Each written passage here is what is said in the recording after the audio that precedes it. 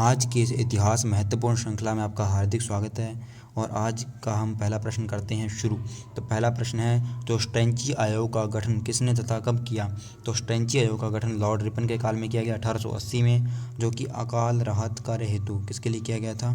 तो अकाल राहत कार्य हेतु किया गया था। और लॉर्ड रिपन के काल में इसका सही आंसर है 3 नंबर। और अकाल संहिता बनाई गई थी 1883 में, अकाल संहिता। और अन्य प्रश्न यदि हम देखें, इसकी व्याख्या करें तो एडिशनल जानकारी, लॉर्ड माउंटबेटन जो भारत के अंतिम अंग्रेज गवर्नर जनरल कौन थे? Lord Mountbatten. और माउंटबेटन अंतिम गवर्नर जनरल थे। और लॉर्ड रिपन के काल में ही कौन सी दशकीय आधार पर जनगणना शुरू हुई थी भारत में? दशकीय आधार पर जनगणना। और लॉर्ड मेकाले प्रथम विधि आयोग के जो बने थे अध्यक्ष कौन थे? Lord Macaulay. तो ये याद रखना।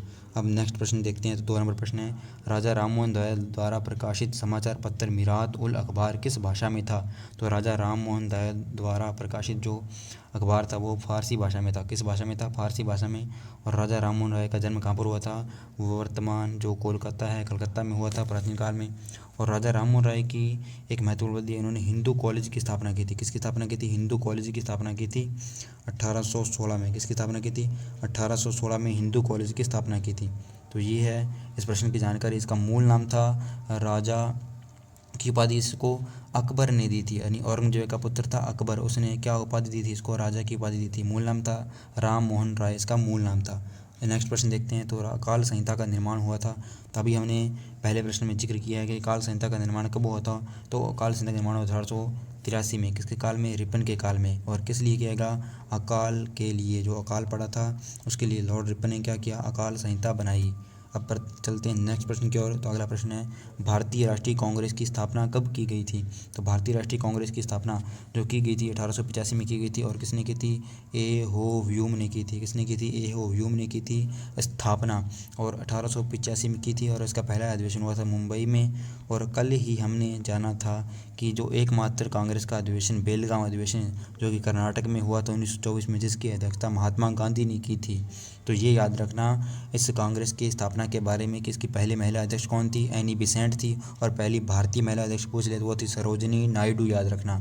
तो ये महत्वपूर्ण प्रश्न है। और जो कांग्रेस का विभाजन हुआ था 1906 में, जो सूरत में अधिवेशन हुआ तो उसमें कांग्रेस का विभाजन हो गया था लाल दल और कौन सा, गर्म दल और नरम दल में। ठीक है, तो ये विभाजन हो गया था। ये कांग्रेस के प्रश्न हैं जो पूछे जाते हैं, इसलिए मैंने यहाँ पर एडिशनल जानकारी दी। अब चलते हैं नेक्स्ट प्रश्न की ओर। 5 नंबर प्रश्न, तो 1927 में गठित बटलर कमेटी का संबंध किससे था? तो बटलर कमेटी का संबंध था भारत की आज़ादी के लिए, भारत की रियासतों के एकीकरण से, भारत में ब्रिटिश सत्ता के अध्ययन हेतु, भारतीय रियासतों तथा ब्रिटिश राज्यों की संबंधों की जाँच करने के लिए।